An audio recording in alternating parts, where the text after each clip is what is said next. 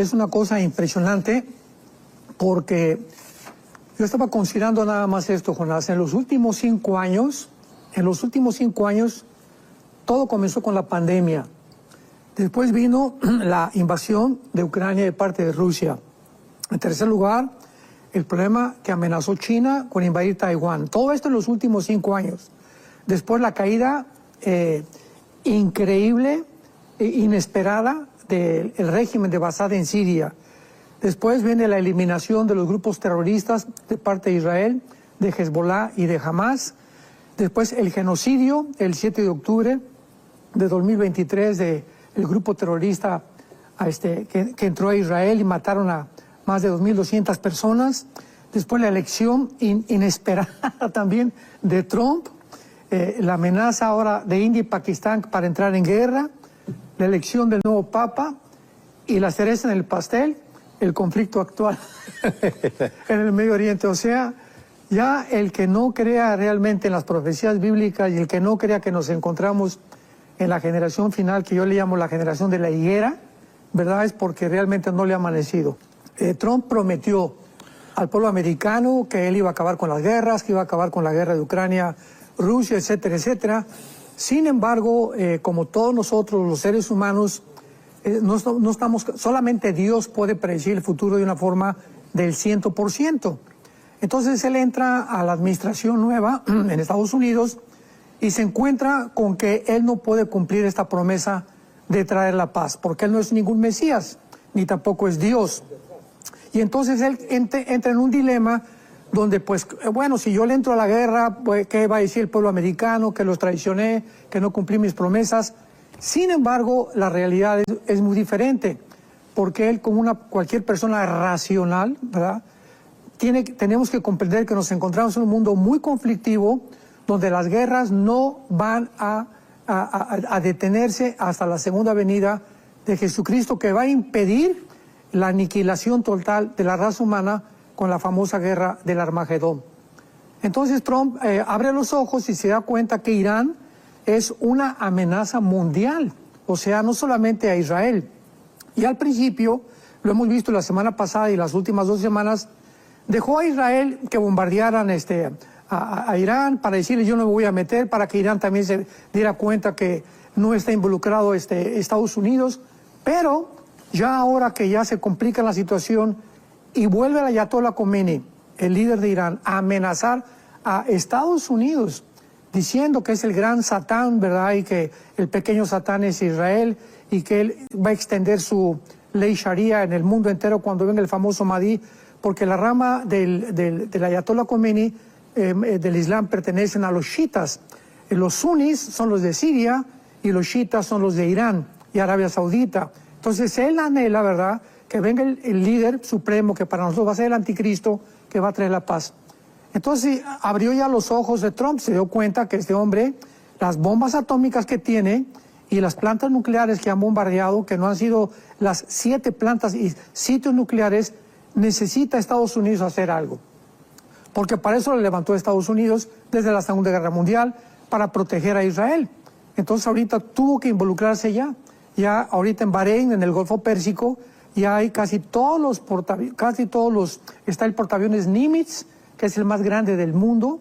Están como 6 o 7 barcos de cruceros navales en el Golfo Pérsico, esperando, ¿verdad?, tratar de bombardear a Irán.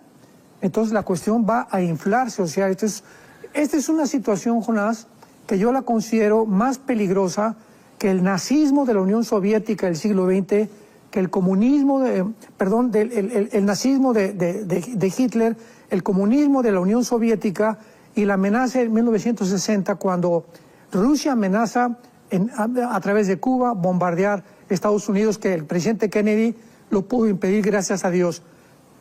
Y en aquel tiempo fueron racionales los Nikita Khrushchev, que era el primer ministro, pero ahorita el Ayatollah Khomeini no es una persona racional.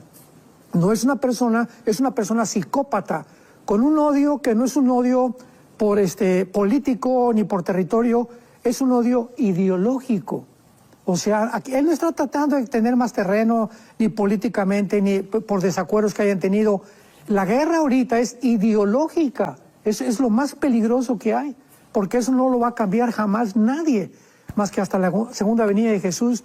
Entonces esta es la situación en la que ahorita, en este miércoles que nos encontramos del mes de junio, es la situación actual en Estados Unidos. Ya entró a la guerra, no se puede decir a la guerra porque todavía no ha comenzado, pero ya está respaldando completamente a Israel, Estados Unidos.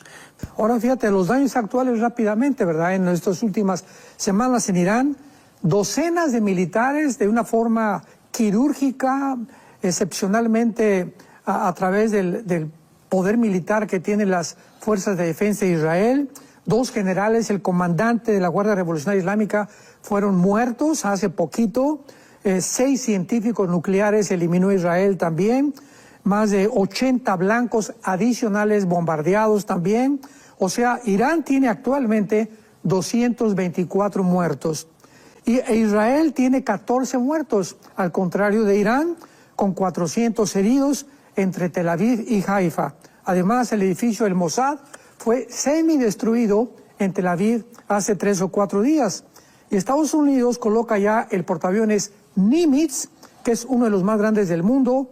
Israel ha bloqueado ya, esto es importantísimo, la entrada a la mezquita de Omar o la cúpula de la roca, ya la acaba de bloquear Israel para que nadie entre, y también Trump ha alertado que evacúen Teherán. O sea, ya la cosa está muchísimo más caliente de lo que nos podemos imaginar.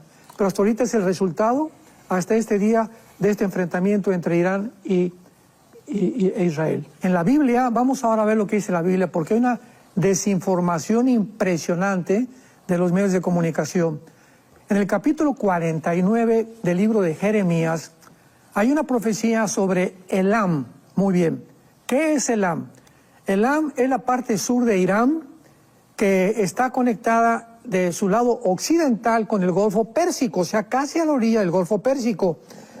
Y ahí se encuentra una de las plantas nucleares que se llama Bushehr, que es un reactor nuclear que comenzó a producir electricidad en el 2010 y está, vuelvo a repetir, en lo que se llama ahorita Elam. Veamos lo que dice la Biblia. Elam, bíblicamente, todavía no pertenecía a Irán, porque sabemos que Irán aparece en la Biblia. Esto es importante para los estudiantes de profecía, con el nombre de Persia. Entonces, Persia fue cambiado en 1935 por la palabra de Irán, la República, la República de Irán. Y en 1979, cuando los ayatolás le dieron un golpe de Estado al Shah de Irán, se cambió el nombre a República Islámica de Irán.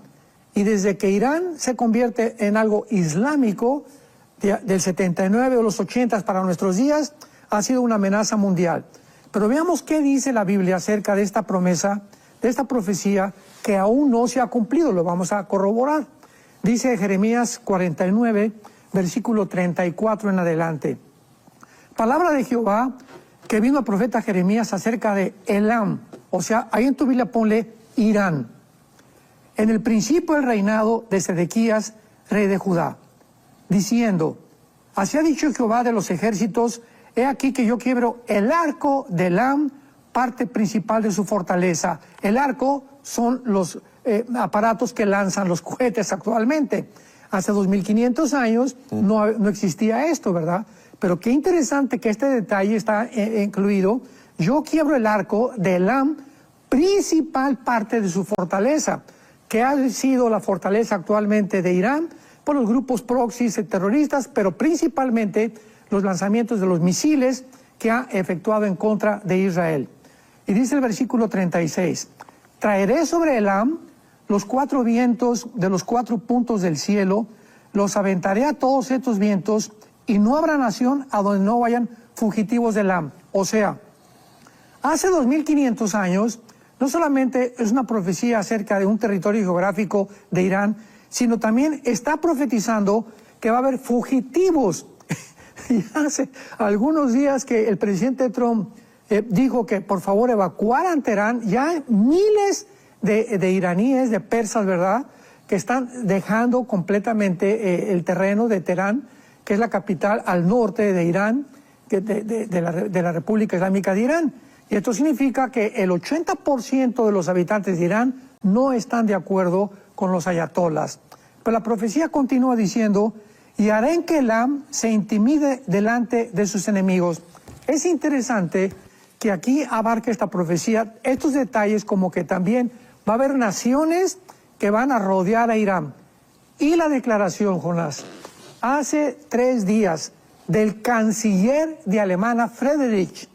El canciller de Alemania, sabemos que Alemania es la nación más importante de Europa, es la nación que le da el equilibrio a la Unión Europea, es la nación mejor armada de Europa también, Alemania, es la ciudad industrial y bancaria más importante de Alemania. Es impresionante que el canciller de Alemania hace 3 días haya dicho estas palabras. Israel, entre comillas, lo que estoy diciendo es lo que dijo el canciller de Alemania. Israel ha hecho el trabajo sucio que nosotros deberíamos haber hecho. Wow. Por lo cual es algo admirable. O sea, lo que está haciendo Israel es algo que debimos de hace mucho tiempo haber previsto. ¿Qué cosa está haciendo Israel? Que él se metió con una cosa tan chiquita, lo comparamos en el mapa. Así está Israel y así está Irán con 88 millones de habitantes y se aventaron a meter a la cueva del lobo, se metieron dentro de Irán, introdujeron al Mossad, o sea, el servicio secreto de Israel, y pusieron drones y acabaron, ¿verdad?, con todo lo que han hecho, que jamás lo ha hecho ni Rusia con Ucrania, con el poder que tiene Rusia, lo hace Israel en 2 o 3 semanas. O sea, esto es algo realmente espectacular. ¿Quién puede en este momento negar que Dios haya acabado con Israel? Porque tú sabes, hay una famosa teología del reemplazo, que el dispensacionalismo es un disparate, que Israel y la iglesia son el mismo pueblo, que son 2 pueblos separados, etcétera, etcétera, y han atacado el dispensacionalismo, que no pueden. ¿Por qué, verdad? Porque son personas que han espiritualizado y han hecho de la Biblia, ¿verdad?, todas las profecías cumplidas ya a principios de la muerte de Cristo. Entonces, esto es impresionante porque la historia nos da la muestra que Dios no ha acabado con Israel. O sea, el hecho que Israel haya sobrevivido, una cosita tan chiquita, casi el tamaño de Nueva Jersey, Estados Unidos, con todos sus enemigos, y que nunca haya perdido ninguna guerra y que jamás haya él iniciado ninguna guerra, ¿de qué nos evidencia esto Dios? De que Dios es el pueblo de Israel, es el santo de Israel, no ha acabado con Israel. La iglesia es otra entidad completamente diferente, que formada, que no existía en el Antiguo Testamento, y todo esto con el tiempo se está aclarando, ¿verdad? Porque podemos decir hace 1 año, hace 5 años, pues yo pienso esto, yo pienso aquello, pero conforme nos vamos acercando y las profecías bíblicas se van cumpliendo en Israel, nos damos cuenta que es el termómetro de Dios. Es increíble que cuando Israel comenzó a existir, la iglesia no existía. Y cuando la iglesia vino a la existencia hace 2000 años, Israel se encontraba en el exilio.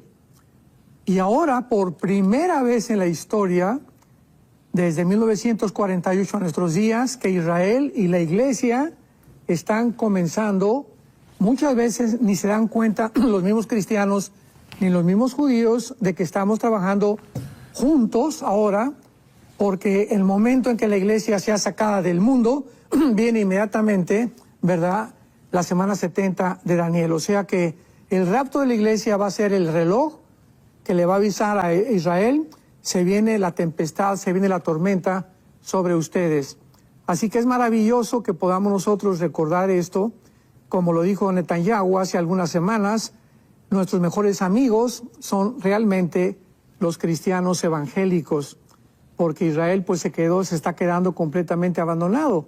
Pero todo este fenómeno en el que por primera vez en la historia, tanto Israel como la iglesia se unen, miles de líderes cristianos en el mundo orando por Israel, nosotros también sentimos en el alma la necesidad, oímos los cantos hebreos y nos identificamos espiritualmente con ellos, ¿verdad?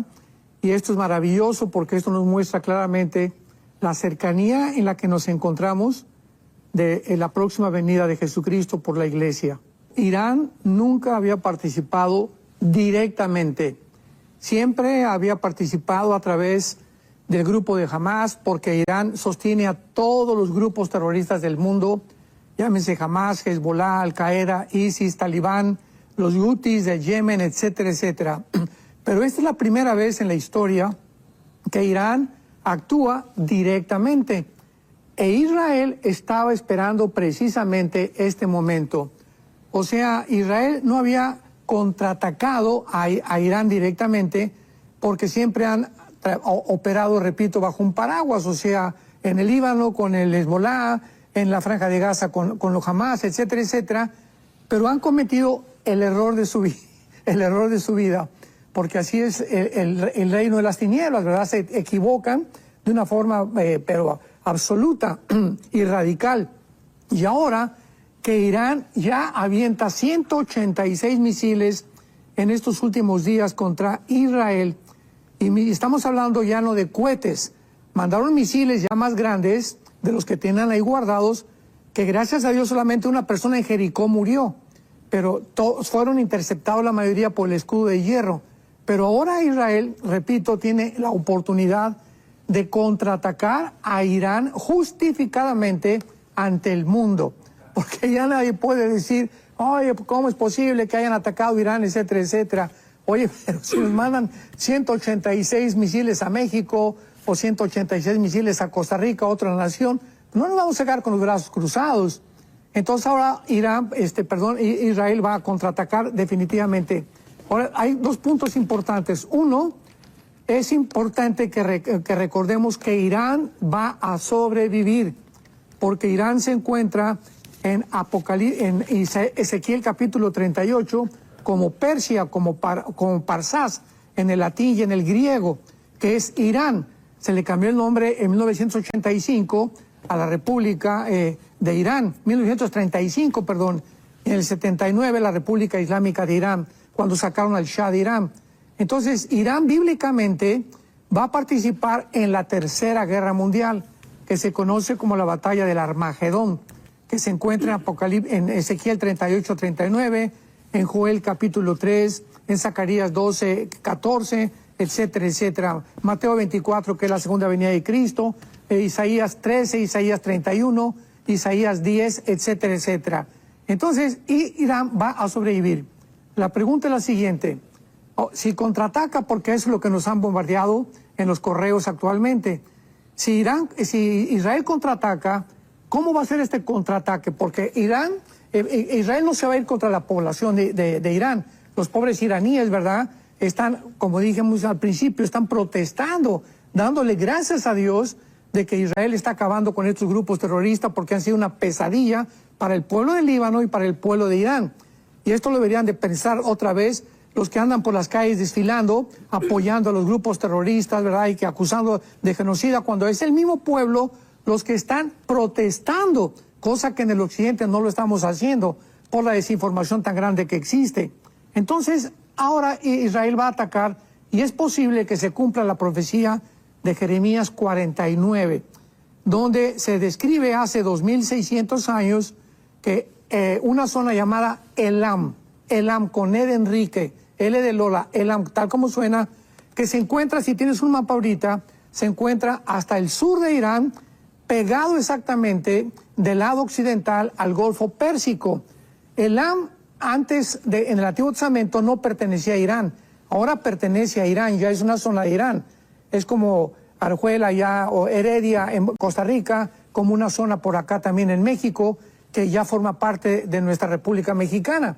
Entonces, Elam es importante porque ahí se encuentra la planta nuclear más importante, que se llama Bushehr, que es donde fabrican el uranio 235, y es lo más probable que ahora Israel vaya a atacar esa planta nuclear, no a la población de Irán. Repito, Irán como nación va a sobrevivir hasta la Tercera Guerra Mundial. Entonces van a atacar, es probable, esta planta nuclear, y haría un daño inmenso a Irán, porque les desharía completamente la producción de las centrifugadoras para el uranio 235, y entonces tardarían 4 o 5 años tal vez para la tribulación para fabricar más bombas.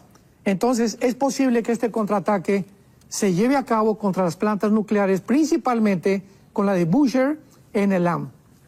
para cumplir la profecía de Jeremías capítulo 49. Bueno, quería preguntarle, porque sí no estoy muy al tanto de esto, ahora que habla de estos nucleares. ¿Solo ahí tiene Irán? ¿Esa es la principal? ¿Tienen otros lugares? Me imagino que eso está bajo tierra y costará llegarle. Sí, tiene aproximadamente 37 plantas nucleares Irán, pero esta es la más importante de todas, es la más cuidada, que ahorita ya están asustados porque la inteligencia del Mossad para poder detectar y descubrir hasta una persona que se llama Juan Pérez, dónde va, dónde vive, dónde se acuesta, a qué hora se levantó. Es impresionante la forma como el Mossad, que es el Servicio de Inteligencia de Israel, tiene localizados a los líderes de estos grupos terroristas, principalmente a los de Irán. Vemos como a Nasrallah, ¿verdad? Lo acabaron, que fue el principal líder, que era ahorita Khomeini, y al su sucesor que acaban de nombrar.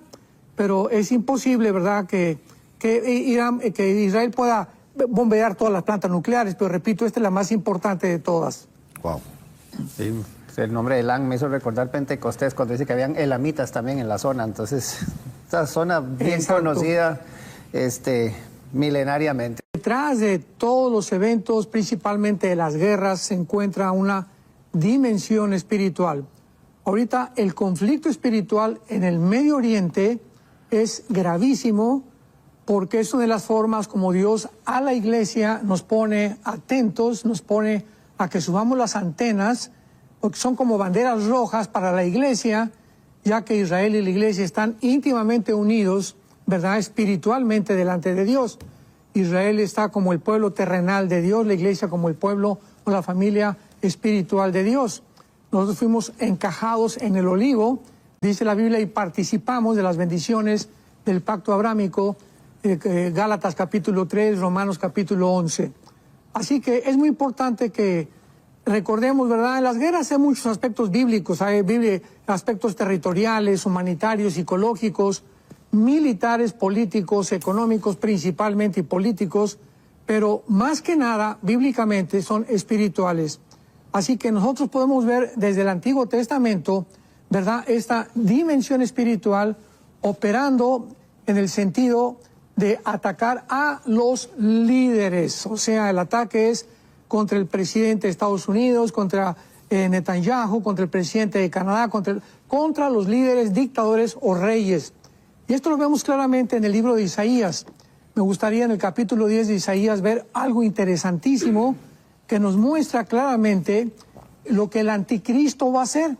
Y esto lo podemos ya aunar con lo que está sucediendo, y cuando unimos estas piezas del rompecabezas, pues tenemos un panorama un poco más específico, más claro, para que podamos nosotros entenderlo. Por ejemplo, dice en Isaías capítulo 10, versículo 13 y 14, hablando del anticristo, porque dijo, con el poder de mi mano lo he hecho, con mi sabiduría, porque he sido prudente. O sea, esto es lo que el anticristo está hablando y lo está repitiendo aquí la Biblia, que es lo que él va a decir. Quité los territorios de los pueblos y saqué sus tesoros, derribé como valientes a los que estaban sentados, y halló mi mano como nido de riquezas de los pueblos, y como se recogen los huevos abandonados, así me apoderé yo de toda la tierra, y no hubo quien moviera ala, ni abriese boca, y graznase.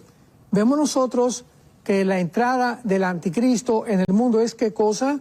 Apoderarse completamente de toda la tierra. Y dice el versículo 20 y 21 del mismo capítulo: acontecerá en aquel tiempo que los que hayan quedado de Israel y los que hayan quedado de la casa de Jacob nunca más se apoyarán en el que los hirió, o sea, en el anticristo que hizo un pacto anteriormente con ellos, sino que se apoyarán en Jehová, el Santo de Israel. El remanente volverá, el remanente de Jacob volverá al Dios fuerte. Esto es muy importante porque vemos claramente que lo que está sucediendo actualmente en Israel es un conflicto de identidad. Hace poco estaba leyendo algunos artículos acerca de la famosa Agenda 2030, que ya está desde el 2015 programada. Pero el centro de la Agenda 2030, fue lo que más me impactó, hace apenas algunos días, lo acabo de constatar, es el programa de la identidad de género. ¿Por qué una agenda, por qué los políticos, diplomáticos, politólogos, filósofos se enfocan tanto y por qué le han dado tanto importancia a la identidad de género? Una cosa que me sorprendió es que nunca mencionan en la agenda la palabra sexo. Únicamente usan la palabra género. ¿Por qué? Porque el ataque es a la identidad. O sea, estas personas que planearon esto y que están desarrollando su plan, tanto en el Medio Oriente como en el Asia Central, como también aquí en el continente americano, tienen por objetivo confundir nuestra identidad. Y cuando recordamos que Daniel, cuando llegó a Babilonia, en el capítulo 1 del libro de Daniel, lo primero que el rey Nabucodonosor hizo fue, ¿qué cosa? Confundir su identidad. Les quería quitar sus costumbres, sus tradiciones, cambiarle su nombre y cambiarle su religión.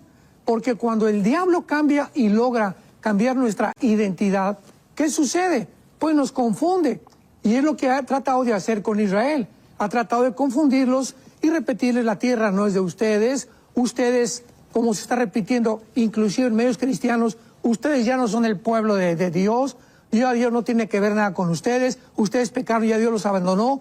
Y este ataque a la identidad, tanto nacional como individual, de los seres humanos, es precisamente donde se encuentra el mayor veneno para poder dañar y confundir nuestra identidad, tanto de género como hombre y como de mujer, como nacionalmente como de gobierno.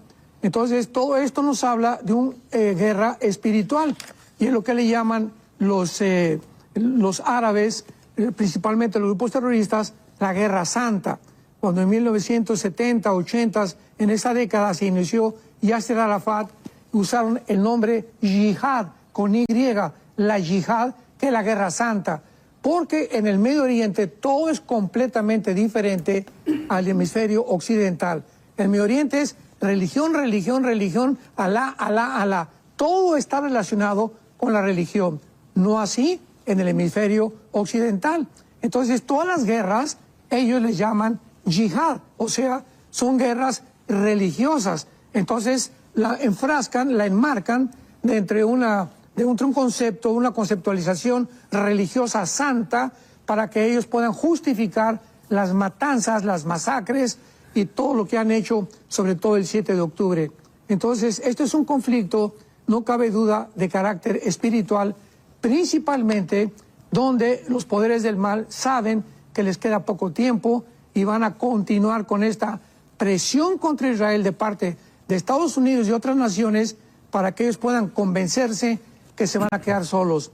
Yo pienso que, para finalizar este punto, que si Netanyahu muere, o si él ya no queda al frente ahorita de Israel, Israel acabaría completamente abandonado para ser vulnerable y ser infiltrado por el anticristo. El libro de Daniel, que es un libro maravilloso, donde se encuentran las principales profecías de los últimos días. En el capítulo 10, el Espíritu Santo nos revela un escenario donde Daniel estaba orando y un ángel de Dios es enviado a la tierra para que le comunique a Daniel el programa de Dios que se conoce como la semana 70 de Daniel, o las 70 semanas de la profecía de Daniel, que está en el capítulo 9, y pueda Israel tener un concepto, una seguridad de todo lo que Dios va a hacer con Israel, porque Israel es y sigue siendo el centro de las Sagradas Escrituras. Entonces, en el capítulo 10 vemos nosotros de qué forma estas entidades espirituales, que se llaman en el Nuevo Testamento, Efesios 6:12, principados satánicos, gobernadores de las tinieblas, han operado en todos los imperios del pasado, comenzando con el imperio egipcio, que fue el primero que persiguió a Israel, el imperio asirio, babilónico, los medos persas, los griegos y los romanos.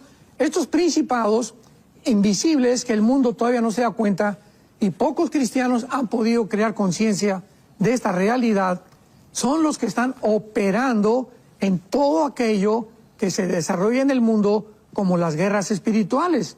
Por ejemplo, en Daniel 10 dice el versículo 13 que cuando Daniel comienza a orar se le aparece el ángel Gabriel y le dice el versículo 12 a Daniel 10:12, no temas, desde el primer día que tú dispusiste tu corazón a entender y a humillarte en la presencia de tu Dios, fueron oídas tus palabras.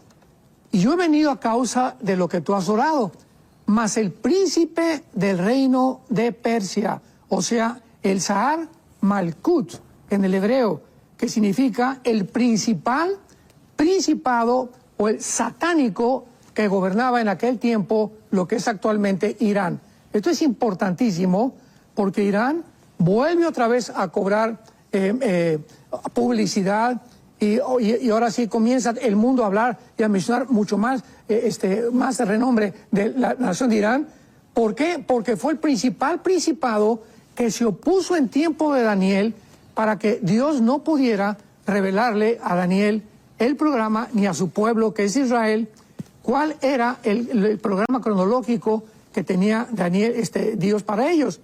Y el príncipe de Persia, ¿verdad? Dice la Biblia que se opone, dura 21 días y tiene que entrar Miguel, el arcángel de Dios, a un conflicto en el aire, cósmico, espiritual, invisible, para ayudar a el ángel que vino de parte de Dios. Esto es increíble, porque tuvo que intervenir el arcángel, porque aparentemente el ángel que mandó Dios no podía terminar la guerra con el principado satánico, dándonos a entender el poder tan grande que tienen los principados satánicos de Satanás.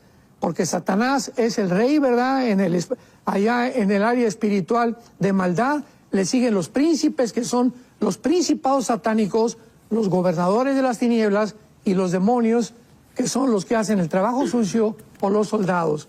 Así que estamos nosotros ante un conflicto muy, muy grande en el mundo, porque si Israel ahorita es el centro de la atención, porque lo es, ahorita todo el mundo está con los ojos en el Medio Oriente. Qué interesante que la Biblia otra vez lleve al mundo secular a poner la atención en el Medio Oriente, porque ahí se vuelve a centrar otra vez la guerra espiritual, la que podemos nosotros discernir y ser dirigidos mientras pongamos atención en este tiempo que nos encontramos en las profecías bíblicas. Es importante recordar que pasaron 2000 años en el exilio de Israel, desde el año 70 después de Cristo hasta 1948, 2000 años donde Israel no tenía soldados, no tenía ejército, no tenía tierra.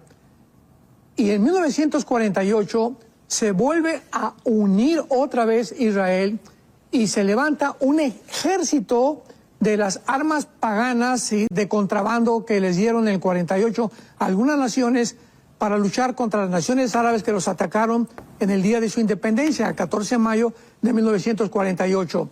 Pero en la antigüedad, toda la historia del Antiguo Testamento son guerras. Y esto es importante para nosotros como cristianos.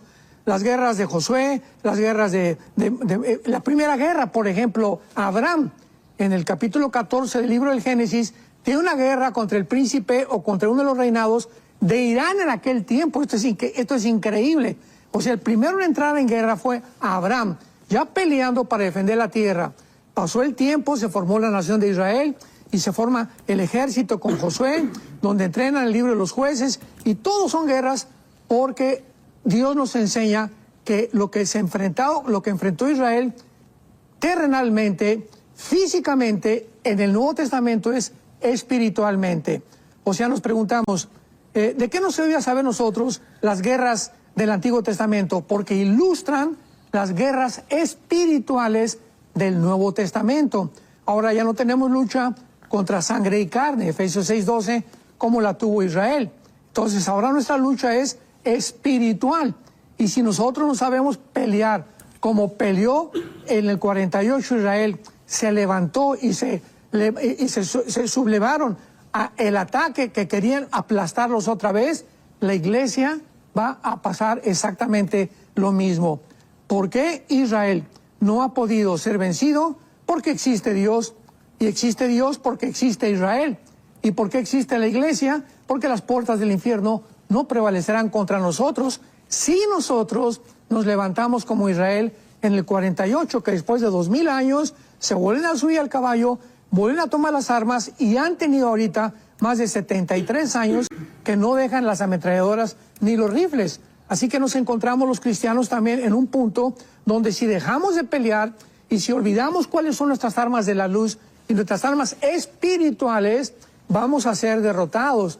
Y la Biblia nos muestra claramente que la iglesia va a terminar en la apostasía. Va a haber un remanente, como lo hubo en el Antiguo Testamento, de muy pocos judíos que obedecieron, y ese remanente que va a ser salvado también al final de los días. Y de la misma forma en la iglesia hay un remanente. En todas las iglesias del mundo hay un grupo muy pequeño de cristianos fieles que saben cómo pelear la guerra espiritual y son los que van a sobrevivir.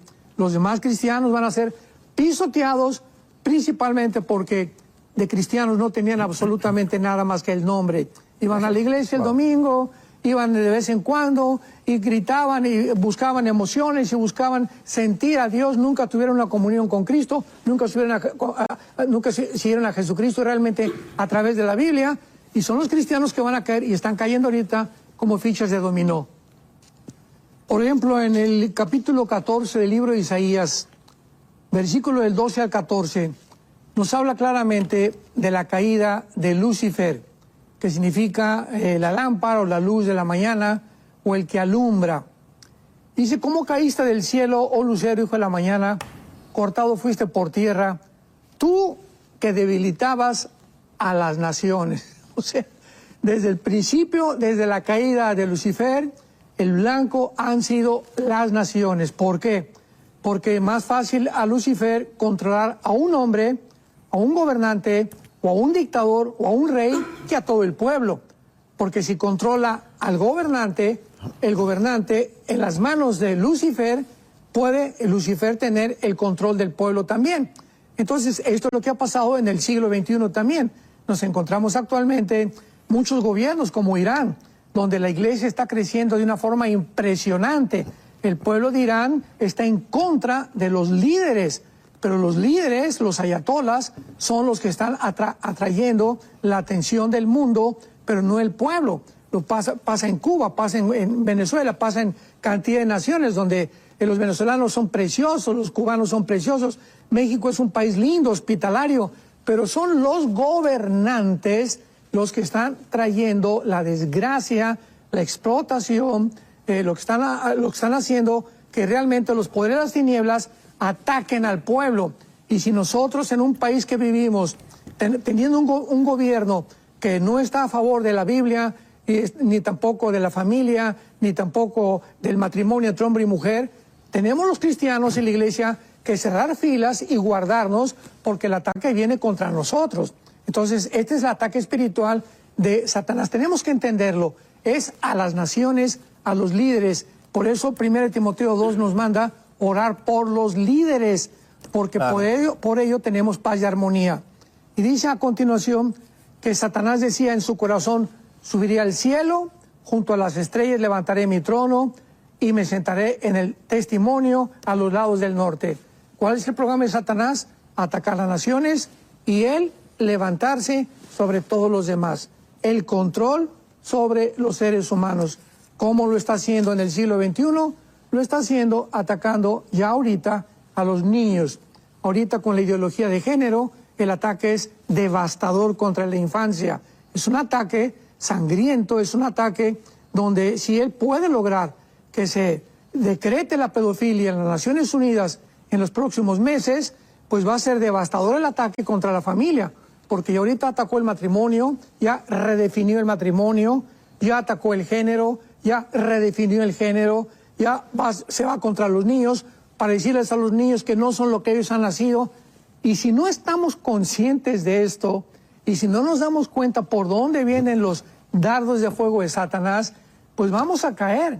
Entonces tenemos que estar protegidos para entender otra vez que si no ponemos nuestros ojos en lo que pasó, por ejemplo, el 7 de octubre con el ataque de Hamas que acabas de mencionar, fue un ataque sangriento y devastador que nos habla que si rompieron las barreras los grupos terroristas y entraron a Israel, la nación que supuestamente está protegida por Dios, es porque bajaron la guardia.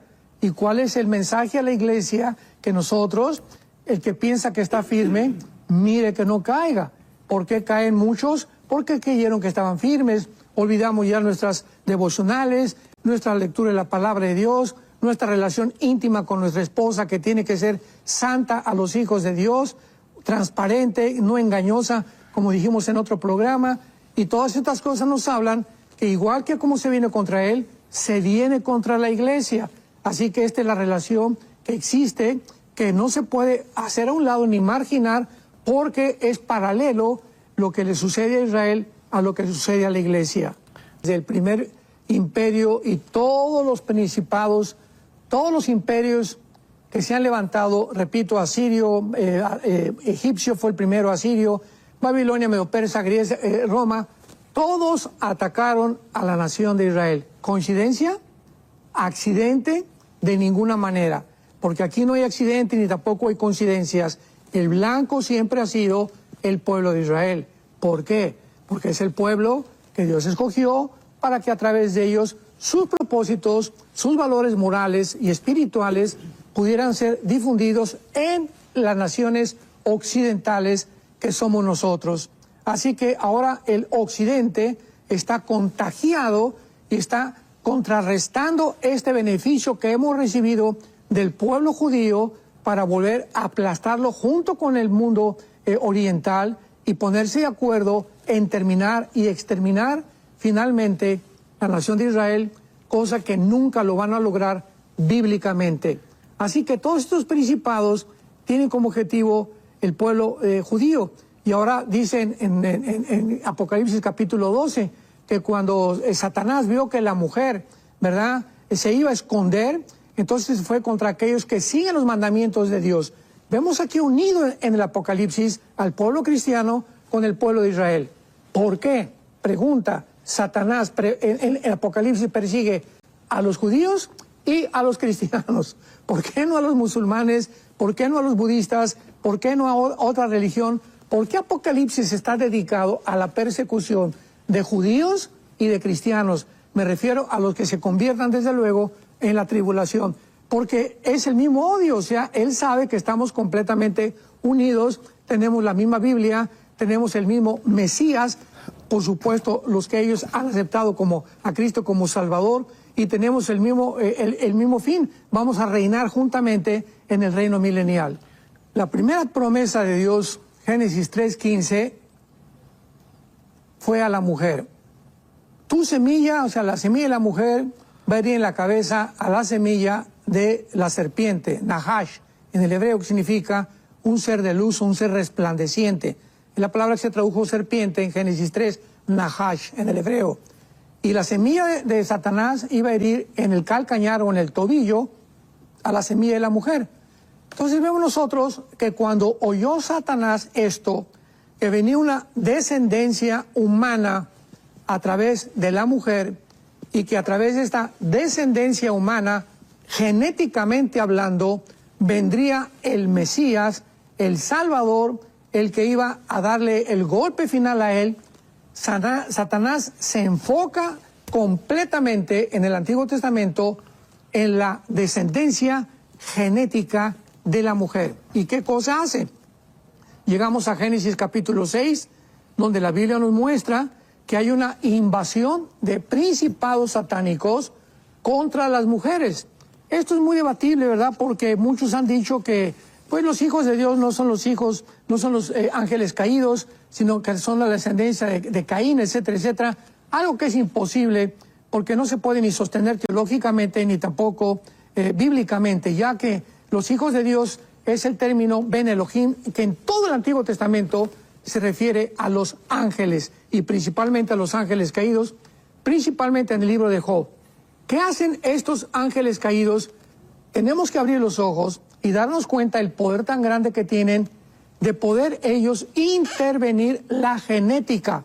Entonces, hubo algo ahí entre los ángeles y las mujeres, que las mujeres se embarazaron, así literalmente, dice la Biblia en el versículo 4, había gigantes, también después que se llegaron los hijos de los hombres a las hijas de las mujeres y les engendraron hijos.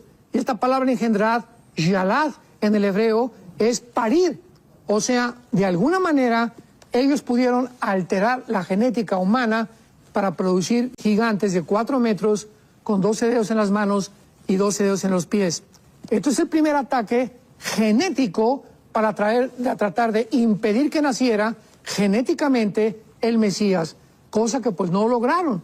Entonces vemos que estos gigantes llamados los Nefilim, que viene de la palabra napal, en el hebreo significa los caídos, fueron los que en Números capítulo 13, cuando Moisés mandó a los espías, a los 2 espías, estaban los gigantes en la frontera de la tierra de Canaán, cuidando que el pueblo de Dios, que Dios había escogido, no entrara a la tierra prometida, porque si entraban a la tierra prometida, ellos ya la habían infectado genéticamente. Todas las tribus cananitas estaban infectadas genéticamente por los Nefilim. Así que cuando vieron a los gigantes, se espantaron y llegaron con Moisés y le dijeron: hoy hay gigantes impresionantemente grandes que nos van a impedir entrar a conquistar la tierra de Canaán. Y así todo el Antiguo Testamento vemos que estos gigantes o estos Nefilim vivieron en este planeta 1000 años. El que los acabó, segunda Samuel capítulo 21, fue el rey David. El rey David mató a Goliat, nos acordamos que tenía 4 hermanos más y que era de Gaza, donde está actualmente el grupo de donde vienen los filisteos y están ahorita los de Hamás. Qué interesante es que el mismo lugar geográfico, el mismo territorio geográfico, sea el mismo que se está repitiendo en el siglo XXI, donde viene el ataque contra Israel, porque el mayor ataque en el Antiguo Testamento contra los judíos fue de los filisteos. Entonces vemos nosotros de qué forma David acaba con ellos, y ahora hay un versículo muy, muy interesante en Isaías capítulo 26, que siempre me llamó mucho la atención, de estos misterios maravillosos que están encerrados en la Biblia y de estas cosas tan profundas que la Biblia tiene, porque tengamos cuidado cuando ya creemos que todo lo conocemos y que si yo en el seminario no me lo enseñaron, bueno, pues entonces no está en la Biblia. Hay que seguir leyendo la Biblia, por el amor de Dios, es la mente de Dios. O sea, no nos pasaría ni 500 años en poder comprender las maravillas que Dios tiene para nosotros. Veamos lo que dice Isaías 26, versículo 14.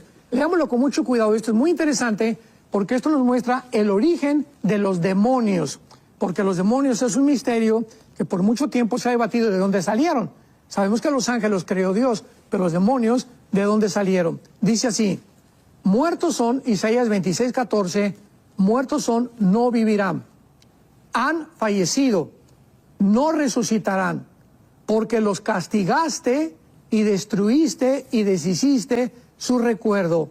Esta palabra muertos o fallecido es la palabra Refaim, con PH intermedia, que es el nombre de los gigantes en Deuteronomio, en el libro de los Números, en el Antiguo Testamento. Los refaitas eran los gigantes en el Antiguo Testamento, o los Nefilim en el original hebreo, pero es la tribu de los refaitas que eran gigantes.